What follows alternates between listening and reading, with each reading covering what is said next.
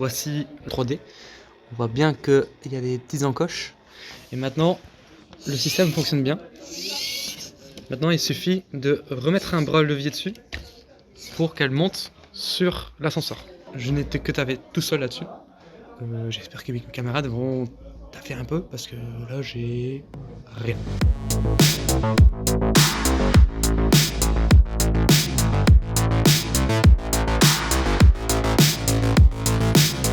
Pour l'instant, on est dans les délais, on a respecté, on a la base roulante, on s'était fixé comme objectif donc décembre.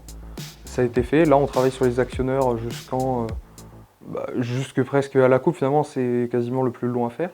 Les actionneurs, c'est donc les éléments qui vont interagir avec le décor. Tout ce qui va pouvoir, par exemple, être aimant pour prendre les canettes, pour les soulever. Tout ce qui est ventouse pour aspirer les planches. Le robot, il est quasiment monté. En termes mécaniques, il est très avancé, pareil en termes de hardware. En termes de soft, donc on travaille dessus depuis plusieurs mois. Grâce à un simulateur, on arrive à émuler le robot, ce qui nous permet de travailler plus en avance, plus efficacement. Et on va tester le PID. Est-ce qu'il fait bien ce qu'il fait? Le robot, pour le moment, arrive à se déplacer sur le terrain, s'arrête quand il voit un obstacle. J'ai réussi à faire bouger les bras, donc c'est-à-dire les pinces qui récupèrent les boîtes de conserve. Donc ça, c'est déjà fait et ça fonctionne bien. Et qu'est-ce que c'est le PID?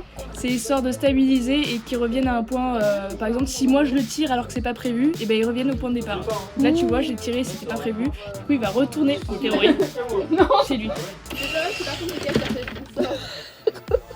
Mais parce qu'il va un peu vite quand même. Dans la méca, on est dans les temps. Ça dépend pour les autres, mais je m'occupe pas trop de leur planning à eux.